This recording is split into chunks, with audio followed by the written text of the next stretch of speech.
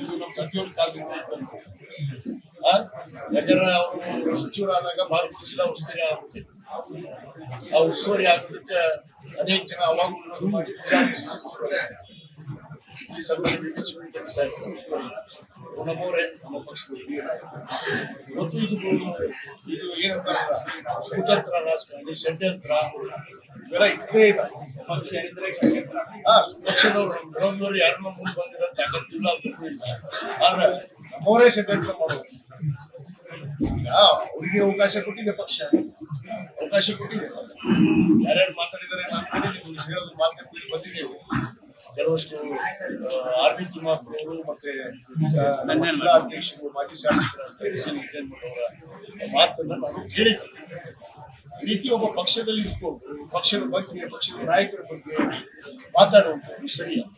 ಯಾರೇ ಯಾರೇ ಈ ರೀತಿ ಒಬ್ಬ ಹಿರಿಯ ನಾಯಕರು ಜಿಲ್ಲೆ ಅನುಭವ ಇತ್ತು. 8 ವರ್ಷ ಜಿಲ್ಲಾಧ್ಯಕ್ಷರಾಗಿದ್ದಾರೆ. ಅವರು 4 ಬಾರಿ ಸಚಿವರಾದ ಅವರು ಸ್ವಾತಂತ್ರ್ಯ ಸಂದರ್ಭದಲ್ಲಿ ಕೂಡ MLC ಮಾಡಿ ಮತ್ತೆ ಸಚಿವರು ಮಾಡಿರ್ತಾರಲ್ಲ. ಸನ್ಮಾನ್ಯ ಹಿಂದಿನ ಮುಖ್ಯಮಂತ್ರಿಗಳಾದ ಸಿದ್ದರಾಮಯ್ಯ ಇದನ್ನೆಲ್ಲ ಅರಿವಿಟ್ಕೊಂಡು ಹಿಡಿಬೇಕಾಗುತ್ತೆ. ಪಕ್ಷ ನಮ್ಗೆ ಏನ್ ಮಾಡ್ತಾರೆ? ಪಕ್ಷಕ್ಕೆ ದ್ರೋಹ ಮಾಡುವಂತ ಕೆಲಸ, ತಾಯಿಗಂಡಿ ಕೆಲಸ ಯಾರು ಮಾಡ್ತಾರೆ? ಅದಕ್ಕೆ ಪಕ್ಷ ಸೂಕ್ತವಾದ ನಿರ್ಧಾರವನ್ನು ಮಾಡಬೇಕು. ಆ ಕಂಠದಲ್ಲಿ ಏನೋ ನಾನು ಕೇಳ್ಕೊಂಡಿದ್ದೀನಿ. ಅವರೇ ನಮಗೂ ಕೂಡ ಕಷ್ಟ ಆಗಿದೆ. ನಾನು ಬಾಲ್ಯದಿಂದ ಅವ್ರಿಗೆ ಬಲ್ಲಿ ಜಿಲ್ಲೆಯಲ್ಲಿ ಅವ್ರಿಗೆ ವಯಸ್ಸನ್ನು ಗೊತ್ತಾಗ್ತದೆ. ಅದು ನೋಡೋಣ.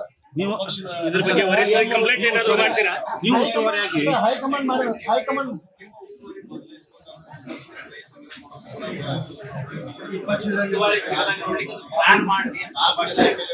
ನೋಡ್ರಿ, ಇವ್ರು ಯಾರು ಪಕ್ಷ ಇದೆ ನಮ್ಮ